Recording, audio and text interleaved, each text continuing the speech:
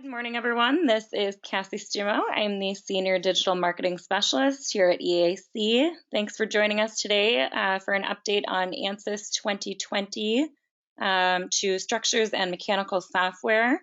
We'll start off today with an intro of EAC from Vinny, our Ansys Specialist. And then Rod Scholl, our Ansys Principal Analyst, will take over the presentation. Everyone gets a recording of the session pending any technical difficulties. Please feel free to ask questions along the way and we'll answer them after the presentation. I'll hand things over to Vinny and he can give us a quick intro for those of you who don't know who we are. Thanks, Cassie. Rod, you can go ahead to the next slide. Yep, so to get things started with some background of who EAC is and what we do, our mission here is to transform the way that companies design, manufacture, connect to, and service their products. Now, some of you probably worked for us for many years and have probably heard this before, and some of you maybe a little bit newer to EAC, maybe not have heard of us as much and probably wondering, what on earth does that mean? Next slide, Rod. Nope, I went too far. There we go. Sorry, I'll figure it out. There we go. No, that's okay. Well, what that means is that everything that we do to help companies build better products is connected throughout both our company and yours. We don't like to really see ourselves as just another value-added reseller. We like to think of ourselves more as a highly trusted business consultant that you have in your pocket, able to pull out anytime you need help with something. You just take a look at all the areas that we're capable of providing support. We're Platinum PTC partners, preferred Ansys partners, and Formlabs partners as well. On the engineering side, we have a full staff of engineers that can assist with product development, consulting, or any other questions that might arise as you're trying to get new designs for your products out the door. We also have an implementation staff that is ready and able to come on site to ensure that your PLM launch is nothing short of successful. We're headquartered here in Minneapolis, but we're spread throughout the country to ensure that we can always have someone local that you can count on in a pinch. And we have been, most of those folks have been working remotely for many, many years. So this whole situation that we're encountering right now with everybody being forced to work from home with coronavirus is nothing that we are not used to, something that we're pretty well prepared for. So not going to affect our productivity in the least. And you can go ahead to the next slide, Rod. Now, a little more about the Ansys side of things. Some of you guys might be a little more familiar with Ansys since this is an update one, so I can breeze through this. But most of you probably think of simulation when I say the word Ansys, and that's exactly what we want to hear. You know, Ansys has put a big effort since they were founded in 1970 to do one thing, be the best at it, and it was simulation. It's the only thing that they focus on, and it shows greatly in their successful track record because their customer support system is completely unrivaled with over 450 PhDs on staff in over 70 locations in 40 countries. So rest assured you're going to be well taken care of if you run into problems using this software. Go ahead, Rod. Now, if you choose to, since they choose to focus on one thing, you know that you better be the best at it. And Ansys' reputation absolutely backs them up here, being 3 times larger than their nearest competitors and having 96 of the top 100 Fortune 500 industrial companies using Ansys. Big reason for that is on the bottom half of the screen. You see, oh, sorry, go ahead. No, sorry, Rod, we can go ahead. Now, I know I've been using the word simulation a lot, and some of you might be thinking, you know, that's awesome. I'm maybe using this a little bit right now at my job, but not sure how much more it can help me.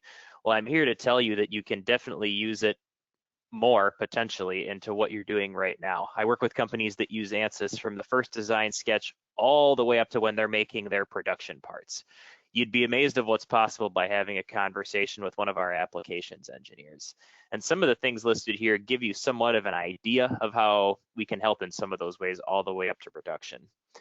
We work with autonomous vehicle companies all over the world, helping them reduce their validation time from what would take 10,000 years to validate an autonomous vehicle all the way down to 2 to 3 years with the simulations that they can run. And our simulation results are currently being accepted by the FDA, FCA, and many ISO certifications that would normally require months of testing. You can go ahead, Rod. So with that, I hope I've given you some useful background information on EAC and Ansys, and for that, I will turn it over to my colleague Rod Scholl to start talking a little bit more about the specific products Ansys works with. Okay, thanks, Vinny. This slide's nice just to see the wide range of tools available within the Ansys suites.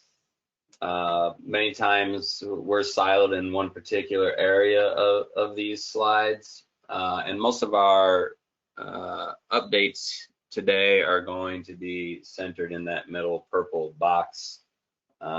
We'll focus on Ansys Mechanical, but we're going to touch on some of the explicit tools and some of the other tools related.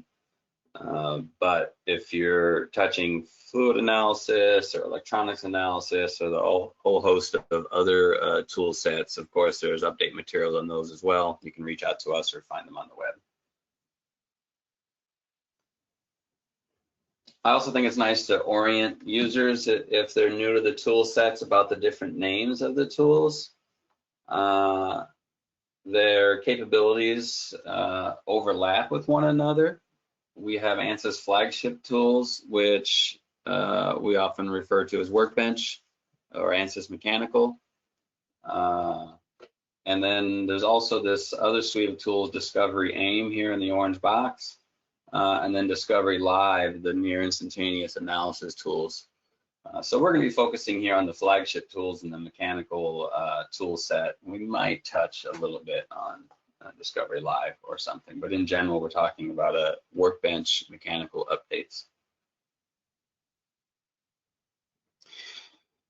So obviously with each new release, there's tons of new features and capabilities to go through, and that would take more than a 1-hour webinar. So we took the 300 or so slides, which actually don't cover all the new capabilities. That is also itself a down selection of new features, and probably chose 1 out of 10. So we're on the order of 50, 60 slides to cover what should be 500 slides. But we've always found value in doing this, and I've found value myself because sometimes I can go through and look at slides of things that I'm gonna not notice just by opening the GUI and poking around, and I wouldn't want them to slip by me, or the things that I've been excited about or I think are going to greatly change the way I do my job. So with those caveats in place, this is no way comprehensive of the changes from the tool set. It's 10% of the changes, but they're ones that we found useful and interesting, and we thought might help you in your daily work, or at least encourage you to dig deeper in a particular area. Sometimes we just throw up a slide saying there's been some changes in these areas that warrant further explanation. So jumping right into it, there's not a lot of rhyme or reason through these. We're all over the board for the capabilities. So we're starting with pre-processing here.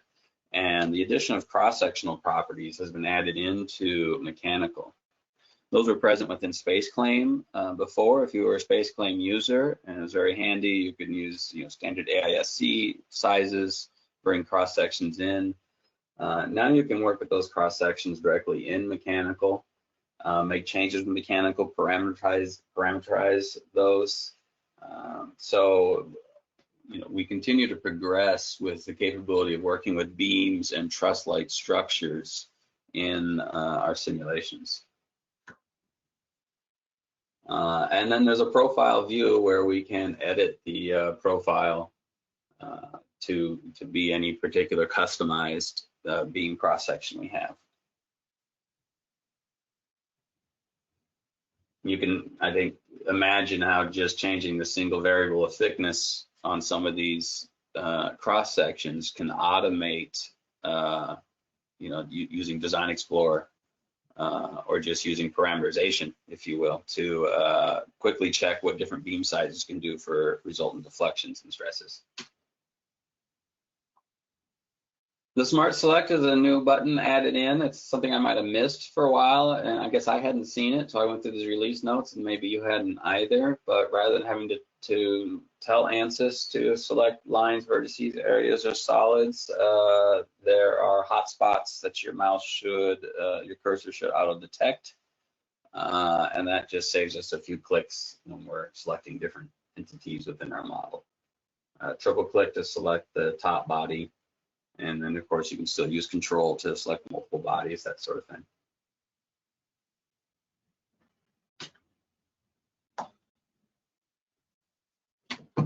Solution combination is a terrific tool when you have a linear analysis and you want to combine different load cases. And this happens a lot when you say have a seismic load plus a static load plus a wind load and different combinations therein, or sometimes we just have multiple loads that we have applied individually and are going to scale those load cases as we combine them together. So it lets us check many different load case combinations just through what is essentially a post-processing tool.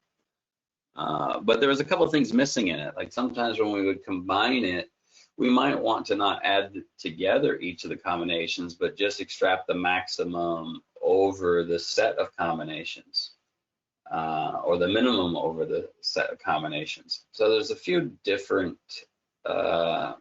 added ways to select the data out of those resultant sets. You could always accomplish this, or any particular algorithm you imagined, using a user-defined result. So you could, check one versus the negative of the other, for example, or absolute value. So you always have that flexibility within user-defined results. But some of this has been more automated in the solution combination now to do max over the combination. Reinforcement elements, there's lots of uses for those, but the primary ones that come to mind are electronic boards, and then also rebar reinforced concrete. There's certainly plenty of other composite materials. I think many times as analysts, we end up going with, isotropic material properties of an equivalent stiffness for things that are actually reinforced. And the tools capabilities have increased so greatly in that area. I would urge you to consider adding that extra fidelity of actually putting in the reinforcement elements. You can then check shear stresses on them individually. You can look for failure of the reinforcements and get accurate stresses within the two different materials. And for me, being able to post-process these visually was the important need that was missing and has now been added. So now that that's been added, I think it's important to include that when you have the definition of reinforcements and you're looking for that level of accuracy in your analysis. Contact features, we keep increasing the capabilities in the contact domain. Every time we get a new release, I see a host of new contact developments. And there was a time when convergence was more difficult, and each new change was met with a sigh of relief. Now I just get impressed each time they add new contact capabilities. It's not something we all use every day. I think the contact is relatively robust and continues to gain in robustness with each release. So now we're getting some bells and whistles and some more obscure connection capabilities that are nice to have. So under contact umbrella, they've included the preloaded fastener attachment. This is sort of a subtlety. These might be animations. Let me try this. When you have a pretension bolt, if there was large rotation, meaning you had high deformation on and there was a lot of rotation in your model, you developed a small inaccuracy around those cut sections. And so they basically changed that joint element to accommodate large rotations. Oh, I thought that was the second slide, but no, that's it. So there's another slide. If you look in the materials showing the difference between the two results, it's not dramatic, but sometimes 5% matters, and so this improves the accuracy of the pretensioned element modeling. So new interference fit modeling technique. Again, these are animations, which are kind of fun to see what's possible. What's effectively been added is an ability to ramp an interference contact. If you've ever had an interference that was present in the very first load step, sometimes that can be an instantaneous application of the interference, depending on how you set up your contact, and that can be difficult to converge. So what they've done is allowed us to ramp the stiffness of the contact as well. So rather than starting out at full stiffness, you can start out with a relatively soft stiffness, and as convergence becomes more stable, you can keep increasing those values. So these FKN and FKT terms, these come from the ANSYS classic command line language. Most of that we don't talk about these days anymore if you're a Workbench user, but these are a couple terms that I would say are worth going back to the classic manual and reading about FKN, FKT, and how those are implemented. We still use those in our everyday language when we're talking about contact, because they're such a powerful tool in aiding complex contact problem convergence.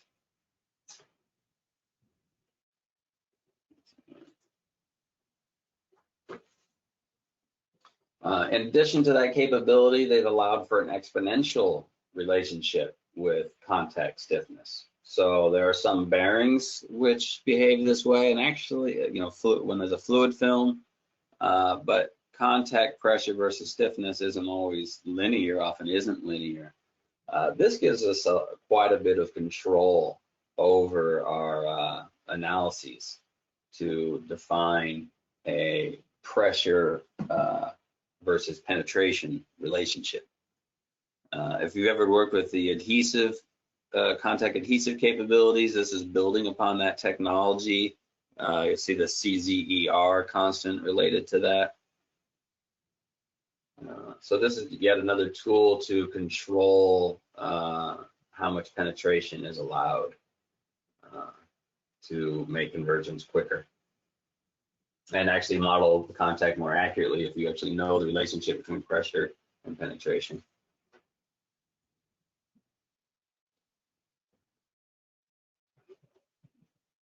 This one I'm hoping to see lots of benefit out of. If you've ever done nonlinear analysis, you're well familiar with these plots here on the right, where one can hope for quick dropping of the purple line, trying to get it across the blue line. One of the difficulties in the nonlinear convergence algorithm is ANSYS has to automatically calculate what the converged solution threshold should be. So I'm talking about the blue line. Now the purple line is just the residuals. It adds it up over the model to find force imbalance, for example. But trying to find what an acceptable amount of force imbalance is automated within the algorithm. And generally speaking, it's sort of cheating to try to change that blue line and raise it up or down. And I would say experientially, if you can raise up the blue line, you might get converged that substep, but then you're just going to run into problems further down the road. The next substep won't converge. So most of the time, analysts have left the convergence criteria alone. But there was this one particular type problem that was having difficulty, and that's when you have very little forces within the model, that the convergence criteria was being set quite low because it was using input forces and reactions to set that criteria. So I was maybe long-winded, but the point is that when you have a analysis now without large input forces, reaction forces, the displacement criterion now takes that into account. And if you look at these two graphs, these purple lines are basically this on the bottom match this first subset at the top where it began to fail to converge because the convergence criteria dropped too dramatically. So hopefully this will, for those type of problems without high input loads, this new reference value criterion should make the convergence stop the analysis at the appropriate time. So continuing with contact, nonlinear adaptive meshing, or mesh morphing is the short way to say that, and fracture mechanics. So with contact enhancements in mechanical, you may have noticed in contact regions that you have the behavior of symmetric, or, oh, I forget what it was called, single-sided contact, where only one side has contact and one side has target. Symmetric, there's two pairs in existence, one on either side pointing at each other. What used to happen is you would go in and maybe change behavior for one pair of those contacts, but the other pair that was painted on, the symmetric pair, doesn't get all the same changes, especially if you're using a snippet or something like that. And so either you would have to find the numbering of the symmetric pair and address it individually, or oftentimes people would just go away from symmetric contact when they're making such changes. And so now that's not necessary. I would say, symmetric definitely converges better and has smoother stress distributions than asymmetric. So I think in most cases, I'm not sure why you wouldn't use symmetric at this point with this added change.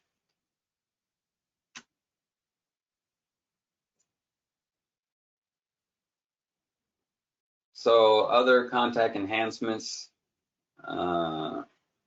this is sort of a rehashing of the earlier materials, showing the ability to change penetration in an exponential relationship, but also showing the ability to have the stiffness ramp up. You can see there's a new option here under each iteration, exponential.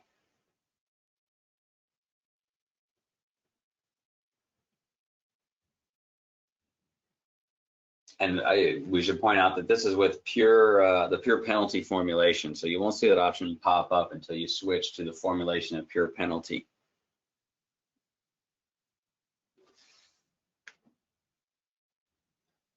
The nonlinear adaptivity they continue to add improvements in this area. And this is basically mesh improvement. The main use for this is when you have a high deformation analysis or lots of plasticity and you get element distortion.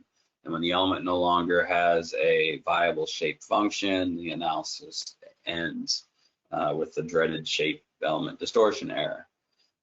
So for many years, they enhanced capabilities and worked on the tool and finally implemented a mesh morphing algorithm that would remesh the distorted part to avoid those element shape errors.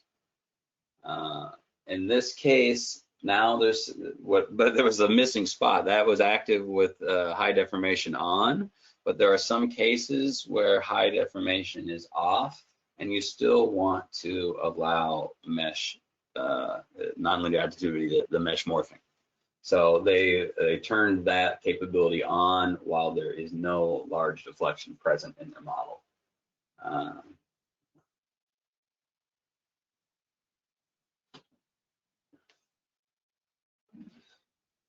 If you've done any crack propagation analysis, you're probably pleased with the tool as I am, the ability to either build your own crack or have Ansys insert a crack into a component, and you can just pull out stress intensity factors for that particular crack, or you can actually have that crack propagate through the component and watch the direction and rate of change of the crack with applied load.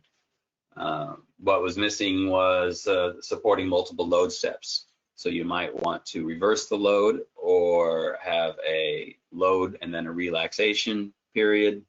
So we're excited about this new capability to have multiple load steps included into the crack analysis.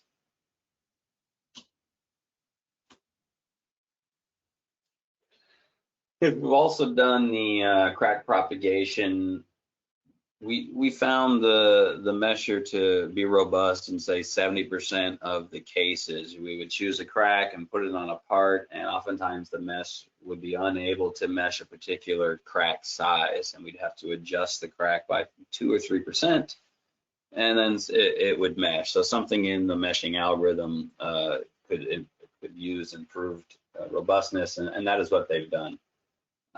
So if you ever used the crack propagation before and encountered some trouble with mesh failures while creating that, those should be greatly reduced.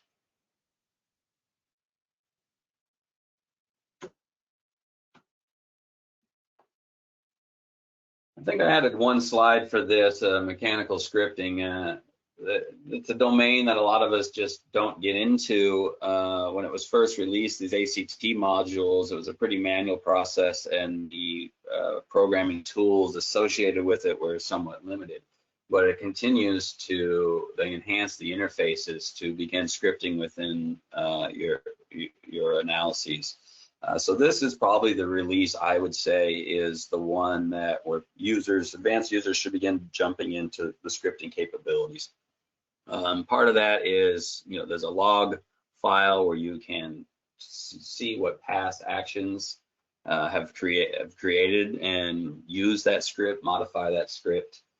The console is now a little more user-friendly, and the buttons are integrated on the toolbar. So if you've been waiting for the time to get into scripting, then I think now might be the time to enter that. And you can look at the other updates in this area. I just threw in a slide almost as a reminder that improvements have been occurring.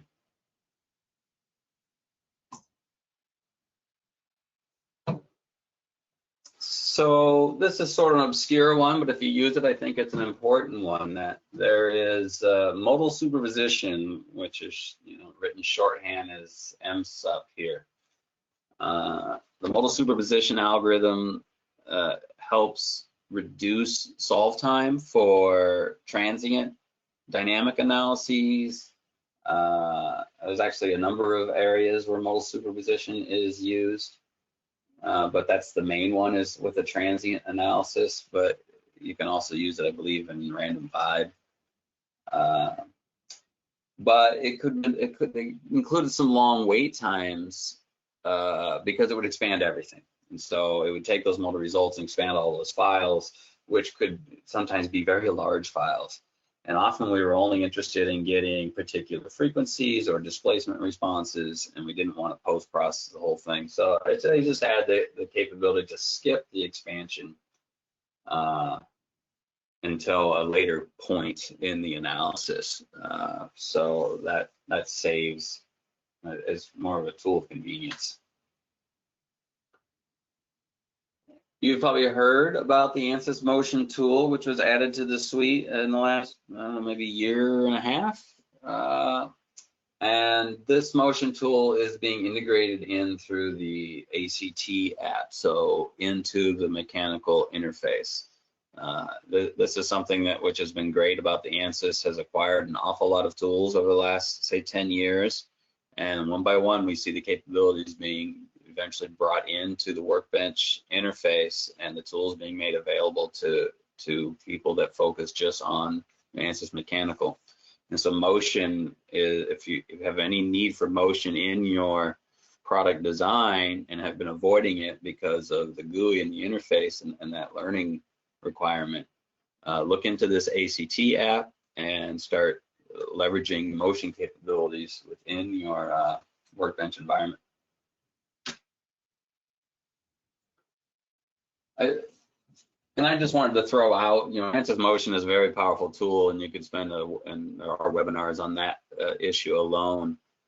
Sometimes we just have motion of one lever coming into contact with another lever, but sometimes you really need a motion-based tool for complex dynamics, and one of those is in bearing analysis, especially fluid bearing analysis.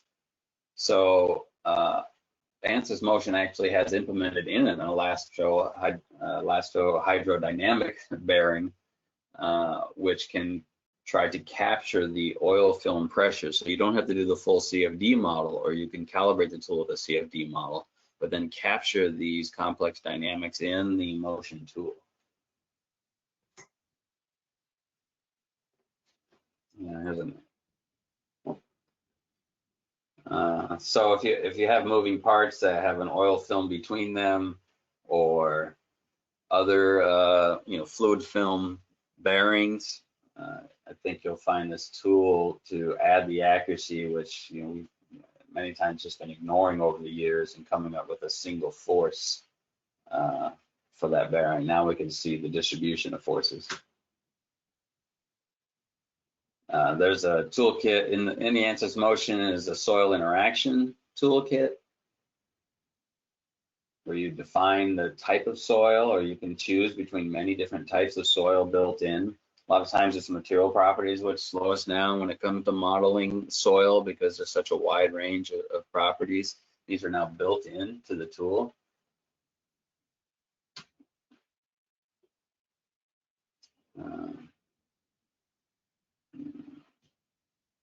I guess I left these animations in just to demonstrate the difference between two different soils being firm versus clay is pretty dramatic on the dynamics side.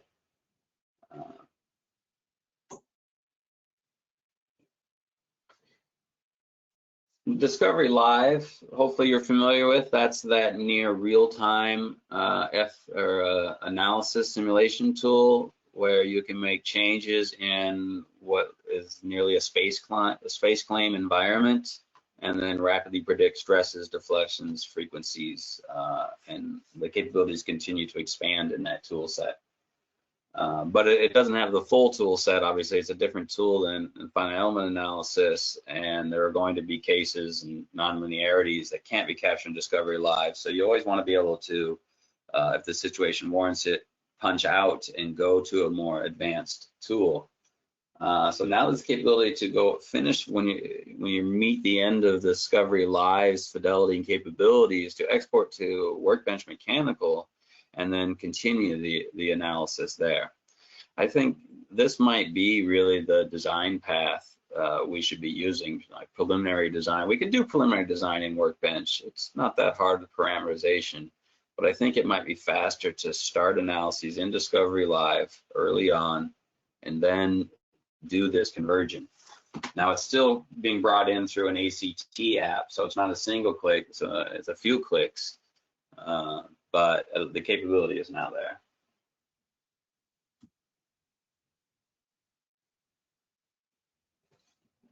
And so there's actually been a lot of improvements for bringing studies into Workbench Mechanical in this ACT app. So it might be a nice app for you to download and take a look at if you ever bring in Discovery Live, or other imported parameters, or if you're a Fusion 360 user.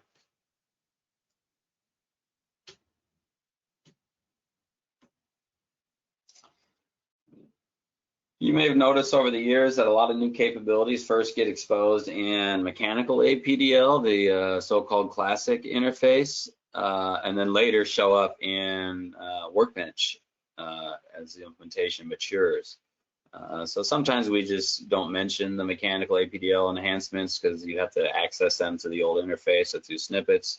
But sometimes it's nice just to see the foreshadowing of the capability that is coming native, which I assume is coming native to Workbench someday, and that is this 3D noded cable.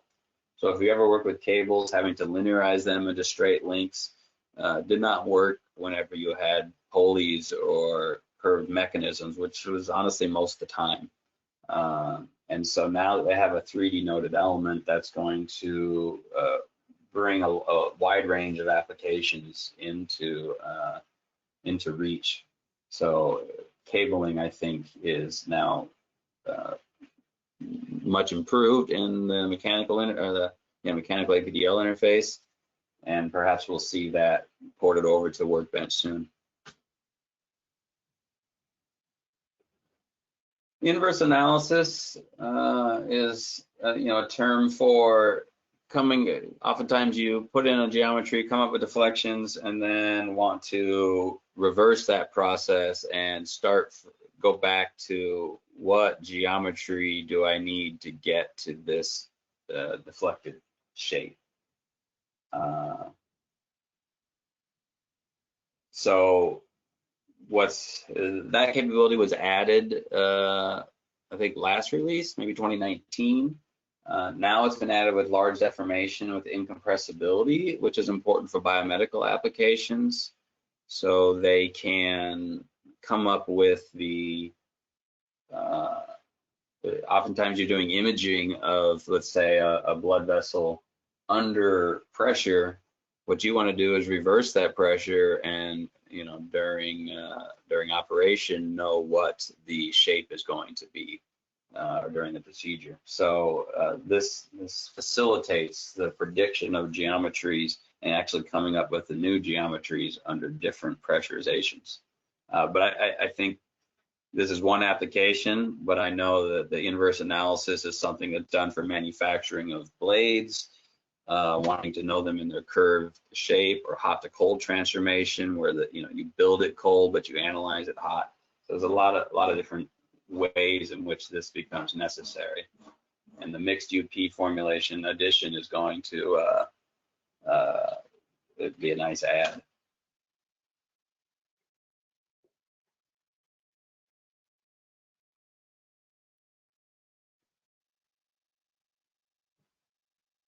There's also the work being done on the linear TET, the solid 285. So what was once, kicked out of the house for being a bad tenant early on, the linear TET got such a terrible reputation in the 70s and 80s, dragged down the nonlinear TET, I think, through the 90s to some extent, where people didn't trust any TET-shaped element. Sort of interesting the trajectory that now they had more technologies being added back to the linear TET because it has many applications. And it's just great for high deformation, significant bending, and incompressibility. It's a very fast solving element with only 4 nodes on it. And so pure displacement formulation has been added to that. If you have trouble with element distortions or high compressibility, or if you're working with incompressible materials under high deformation, the extra formulation, the solid 285, is going to be useful. I think the coupled fields section of the slides were probably 50 slides, which I might have just dropped down to 2 or 3. It's just too big of a domain to cover here. Obviously, multi-physics and coupled field analysis is the strength of Ansys over all of its competitors. It's where it really shines. If you have 2 different physics occurring at once and you want to have those 2 communicate either in parallel solution or back and forth. But there was a couple that I found interesting that I wanted to add, and that was, you can import temperatures into your analyses previously, and they were applied as a boundary condition. Now you can apply them as an initial condition, which will let you change that. So you can bring in an initial condition and then do further thermal analysis. There's a lot of different possibilities opened up to switch to initial conditions rather than just importing temperature as a boundary condition. Another example is the spot welds, which are added. So you can control whether the spot weld is thermally conductive or structurally conductive. It doesn't have to be both or neither.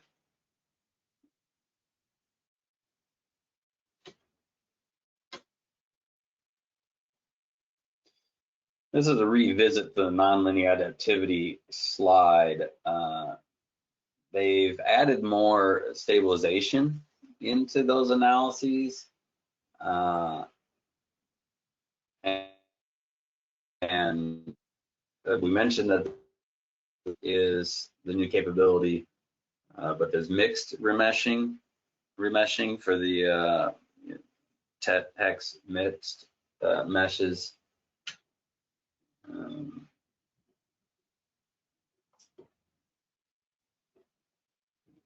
can use the energy criterion to refine the mesh. Now it's just a reduction of structural errors. So if you've used nonlinear additivity before to remesh your parts, more stability has been added and less errors on the remeshing occurs with this change.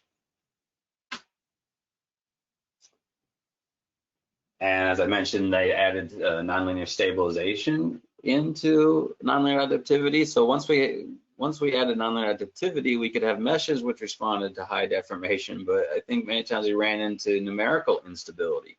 So we stopped the element shape distortion errors just to be hit with degree of freedom exceeded errors or other problems. And stabilization as a tool they've added a while ago, which if you've toyed with, you can take what was previously unstable analyses and analyze them by adding small amounts of stabilization. And there's a dramatic case shown here on screen where before it fails at 0.003 or I guess half a second, but can complete the entire analysis on the bottom right to impressive amount of distortion for an implicit tool.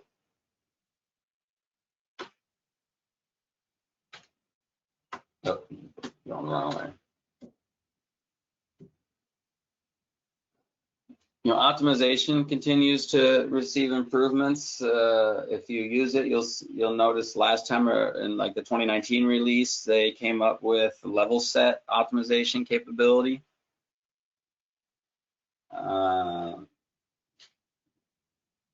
What has been added, I just wanted to show the steps here. If you haven't done it, you define your analysis, you can have it, you put in your criteria, solve the problem, and then eventually after you get your final answer, you export out a smooth object. So before you would export out a relatively tessellated object. They've added additional smoothing and controls on that smoothing. So the part that you can export out is closer to, say, being a casting geometry or a rapid prototyping final geometry without having to mesh it like crazy in order to get a smooth surface. The criteria, whenever you're doing optimization, you have multiple criteria that it's trying to meet.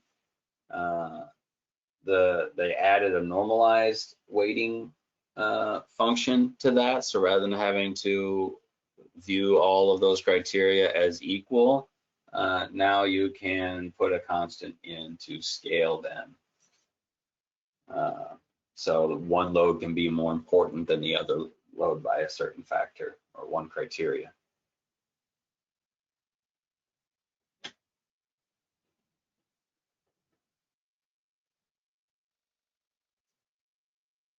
And this was just to remind me to speak out that the optimization is available in Discovery Live. It's available in Ansys AIM. It's available in the Mechanical Workbench toolset. So some industries aren't optimizing their parts. If you obviously are building weldments out of I-beams, you're probably not doing much optimization. But there's plenty of opportunities in other industries to remove weight, to optimize for competing design goals, or to remove material cost. And towards this end, bulk pretension has been added into the optimization capabilities. You couldn't combine optimization and bulk pretension before. Oh, and they've also added, so the optimization we've seen up into this release was all topology-based optimization. What we used to do back in the day was node-based optimization, and a lot of people have written their own tools to do just that, where you would take the outer surface of a part and begin shifting the nodes in or out as required to come up with an optimized shape. So that's been actually added into the optimization routine. So rather than topology optimization, it does a node-based shape optimization. This is still a beta release, but I think it's exciting. Some people really needed node-based optimization, but the topology was moving around too much. I think there's an example that you can see with a node-based how smooth those boundaries are, how smooth the interfaces are. And with node-based optimization, it's not going to create any cavities inside, you know, the surfaces, because it's just dealing with the surface nodes. So if you're first getting into optimization, you'll want to think about which of these two algorithms is most appropriate for your design needs. You know, distributed computing services, this is an infrastructure tool which they've added on to, let me just bring it all up here, to show that with so many different ways to solve over so many different platforms, this has been a nice tool to handle managing multiple design points and multiple destinations, be they cloud or workstation or other workstations in your organization. Many of us are VPNing in to larger computers now or submitting remote jobs. Cloud computing capabilities have been there over the last decade. But with latest events, I think there's got to be people out there wondering if now's the time to jump into that and see what's available. So this might be a situation to reach out to Vinny and see if that is applicable for your situation.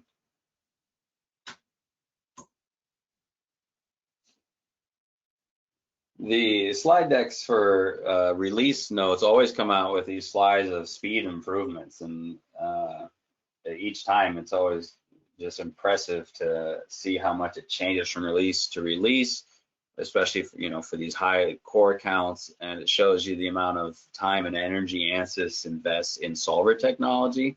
There's a lot of different tools out there with front ends that can apply a, you know, degree of freedom constraint and a pressure boundary condition. But once you start getting analyses, solve time is really, solving the time versus accuracy is really the most important factor, and that is evinced in the solver technology. So obviously I'm not going to always throw those up. They always go the right direction from one release to another. But I did want to point out on the distributed Ansys solver, you can see the memory usage has dropped dramatically. Where before it just took more memory. You didn't see much of the 30 core range, but you know, it's almost dropped in half at the 64 core range. So instead of needing 250 gigs, it's down to, you know, more like, I don't know what that is, 75, I guess. So I can't be reading that right, 150. And then solution performance also continues to improve. This is a speed up, so the bar should be going up. So distributed Ansys continues to get faster, and this is, notice this is just down on 8 cores. So some of those slides, you know, we see have 500 cores. Not all of us have access to that, but even down on 8 cores, you see a dramatic improvement in performance. And what this one in particular did was change the I/O functions for solving out of core. So if you're solving out of core and you're writing to disk, you might have noticed that the disk writing is relatively slow. So they switched over to the Windows I/O functions rather than the custom written ones, which sped things up dramatically. This means it doesn't apply for us on the Linux workstations, but miscellaneous enhancements, there's more compression being added to the database, the .db file.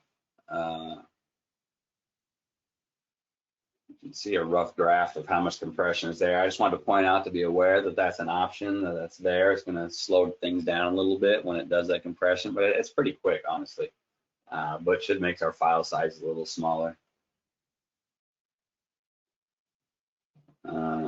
Just wanted to mention the new Sherlock tool, a great capability to analyze electronics reliability. If that's something your company isn't doing or is doing by hand or with homegrown tools, it's definitely something to reach out to Vinny or someone to learn more about this tool. It's got a huge library of electronic components, automated for all sorts of input loads to come up with predicted reliabilities. And you might have noticed during installation, it's just a checkbox to have that installed on your workstation. And if you want to evaluate that tool, again, Vinny can help you out with that. Explicit dynamics, they've added another feature in the drop test. People want to be able to rotate the component before dropping it. So this part transformation was added in. In part, I just wanted to remind people about the native capability of explicit tools, and of course the drop test wizard. That's an entry point oftentimes in the explicit tool.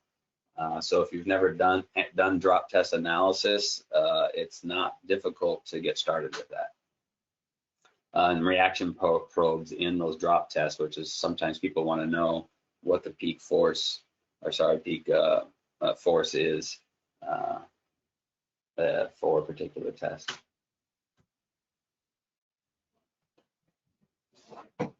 LS-DYNA can now do a spring back analysis. So you load it and then you let go of the loads and see what the part deforms back to for its original undeformed shape. Previously that had to be solved as a hybrid with mechanical APDL tool, but now it's been brought into the ACT LS-DYNA module. If you weren't aware that LS-DYNA now is implemented through an ACT module, that's important to know as well. So if you have high deformation or high impact speeds, that capability exists in Workbench now.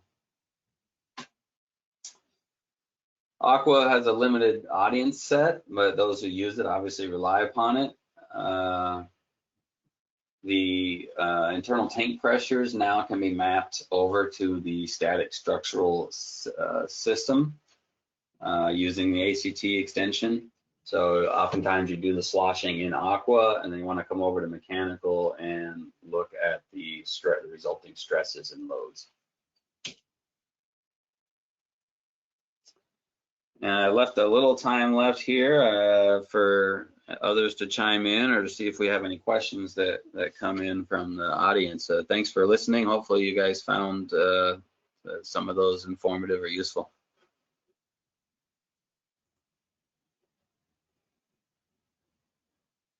And Vinny, do we have any questions in the queue? I did see one come up about, what was it? Crack sizes, Rod, for when you were talking about the smart crack growth. Are there built-in crack sizes for that? Or is that up to the user to work with that? Yeah, I think that there are built-in cracks. So you can basically say, I want to crack this shape and of this size. I think maybe the question is more about what is it up to the user? They're asking, how do we know which crack size to use? Yeah, I think that's probably more what it was. Yeah, I mean, they were getting at. Just because we get that question a lot, it's difficult to know which crack size to start with because it is sort of arbitrary. Oftentimes that's specified in a standard. What I have found myself is I've done analyses where I have done multiple crack sizes and the stress intensities weren't as different as one might first suspect. So generally what you do is one is conservative and chooses a larger crack size, like an 1/8 of an inch or something. Other times the criteria is that which is visibly noticeable. Many times our fatigue data is based on crack formation being visible to the naked eye, and they call that where they stop the test and say the fatigue crack. So if you're trying to use fatigue data, you can use the visible to naked eye criteria. If you don't have a spec, then you can always guess larger. And then there are plenty of standards out there that will use a standard crack size, but it is something that is left up to the user. Luckily, it's relatively automated where you can try multiple crack sizes, parameterize the size of the crack, and then solve it a few times. Okay, thanks, Rod. And then another one asking about Discovery Live. Can simulations that you run in Discovery Live, can you transfer those straight into Discovery AIM if you wanted to take it up a notch and work on meshing or something a little more complex? From Discovery Live to Discovery AIM. Yes, that capability existed. Actually, I don't know how long back. So we talked about today that you can go from Discovery Live into Mechanical via an ACT app, but it is native within the Discovery series for a Discovery Live analysis. To import that, it's a couple clicks to bring that analysis in Discovery AIM. It retains most or all of your boundary conditions, the properties, the materials, and so that's a great design process to start in Discovery Live and then go, if you have the AIM tool set, to then proceed with additional accuracy in AIM, or if you have a mechanical tool set, that's the new capability. Excellent. I didn't see any other questions coming in, Cassie. Okay, well, sounds good. Is there any comments that you'd like to wrap up with, Vinny? As maybe One last thing I'd want to wrap with. Rod and I are both here, happy and ready to help you guys. I know that some of you have been working from home for quite some time now. I've had a few of you reach out to me asking for borrowable licenses since you weren't able to take your VPNs home with you to work from work. But yeah, if there is anything that you need, additional capabilities, stuff to help you on particular projects that you're just not able to do because you can't go into the office, please let me know. Ansys is being pretty friendly and willing to help people a lot right now with giving out trials of licenses of different softwares if you do have needs that pop up where you might need a little extra help. So don't hesitate to reach out. Awesome. Thanks so much, Benny, for wrapping up with those comments, and thank you, Rod, for that presentation. I will be sending the recording of the session in a follow-up email this afternoon in case you'd like to rewatch anything or send the replay to your coworkers. Also, that short survey will appear after the webinar is shut down, so please just take a moment to answer those for us. Thanks again, everyone, and have a great rest of your day.